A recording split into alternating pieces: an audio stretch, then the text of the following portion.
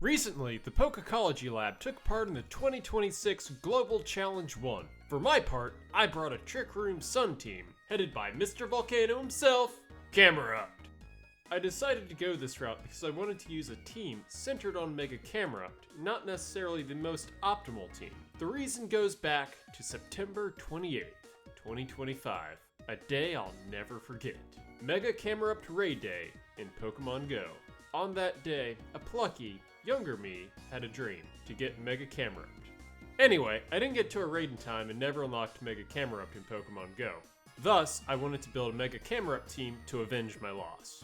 I finished the global challenge with an elo around 1500, which wasn't great, but it was a definite improvement from my showing in last February's Grand Challenge. My team for this global challenge included Mega Camerupt as my primary damage dealer. This Camerupt uses Eruption as its primary form of damage dealing, Heat Wave for when it's heavily damaged, and Earth Power as a single target non-fire attack. The EVs are simple, maxing both HP and special attack and putting the remaining point into defense with a quiet nature. Base form Camerupt had the solid rock ability, but it was never relevant.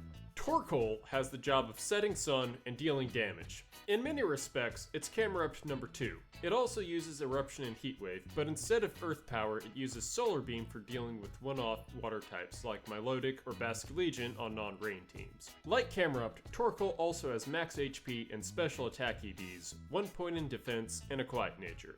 Farigiraf is my main Trick Room setter, with Sinistcha and Hatterene being used as circumstance dictated. Farigiraf's Armor Tail ability is useful for both preventing Fake Out, but also for preventing priority attacks, which would otherwise bypass Trick Room. In particular, Aqua Jet is a huge concern, as Aqua Jet from a Basculegion can one-hit KO Camerupt in many circumstances.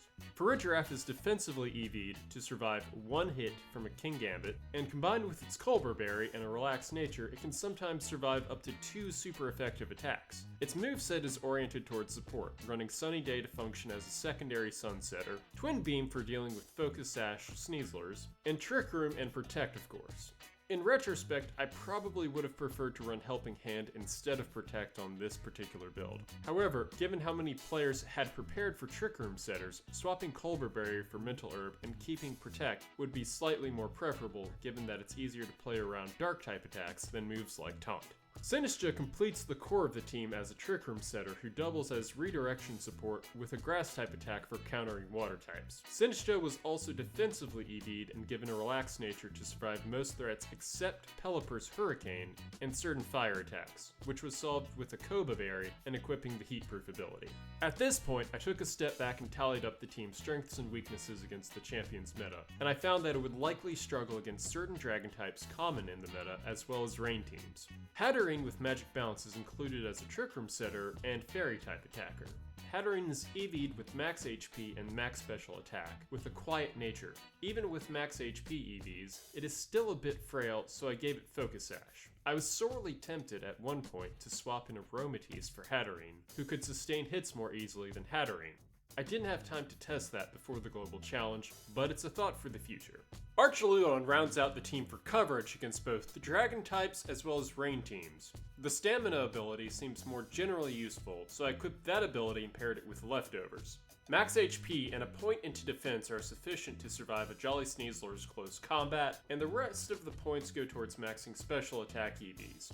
It has the moves Electro Shot and Thunderbolt for countering water-type Pokemon in and out of the rain respectively, and I chose the more consistent Dragon Pulse over the higher-risk Draco Meteor for dragon coverage.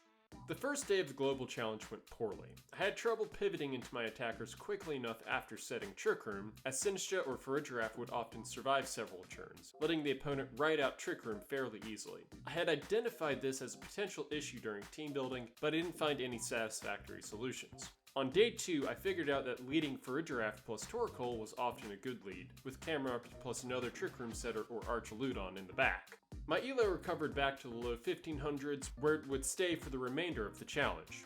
In the ranks I was playing at, a turn 1 Furidraft seemed to be a clear signal for an incoming Trick Room. It became important to read the opponent's intentions based on their lead Pokemon. If they led 2 water types, they were probably angling to hit my attackers first. If they led 2 dark types, they may have been angling to KO Furidraft instead. Based on your read of their intentions, you might protect your lead attacker and set Trick Room, or you might try to play around attempts to KO Furidraft and just attack instead. You can also set Trick Room and attack and pray that Furidraft survives. It works. Sometimes. Still, it's often best not to get too greedy and go for a safer Heat Wave over Eruption in case they split their attacks. Also, when you're using a team that relies so heavily on spread damage, it's good to learn who the format's wide guard users are. I also should have memorized the taunt users. In an ideal scenario, the game plan beyond getting Trick Room set is clicking Eruption or Heat Wave and hoping you win. Rarely are things so simple though, which is why anticipating the opponent's possible counterplay options and bringing the appropriate counter pick in your flex slot is important. After some reflection on the event, I think the team had fundamental flaws from conception. By combining both the Sun and Trick Room archetypes, the team inherited the challenges of each. And the Trick Room archetype is already unforgiving of bad calls, so adding weather concerns compounds its vulnerabilities. As previously mentioned, I tended to lean on Furidraft heavily as my lead Trick Room setter. While my Furidraft was sometimes able to sustain consecutive Dark-type attacks, it often tripped up against Pokemon running moves like Encore or Taunt, which became common around 1500 ELO. Because a Dark-type attack is usually easier to predict and thus easier to play around, teching against mental statuses via Mental Herb would have been preferable. Leaning on Furidraft so heavily may have been a mistake, but it was, without doubt, my best Trick Room setter. Aromatisse may have been a better pick over Hatterene. Although Aromatisse does significantly less damage than Hatterene, it trades that damage for significantly more bulk, giving the team another reliable Trick Room setter. I ended the event at an ELO of around 1500, better for my last online challenge. While the team struggled some, I have made Master Ball with it, and did okay during this event. I don't think the team will be topping tournaments, but it succeeds in giving Mega Camerupt a place to shine. We expect that Maggie's tournament video will be coming out a bit later than this one, so if you're interested, be sure to subscribe to be notified when that comes out.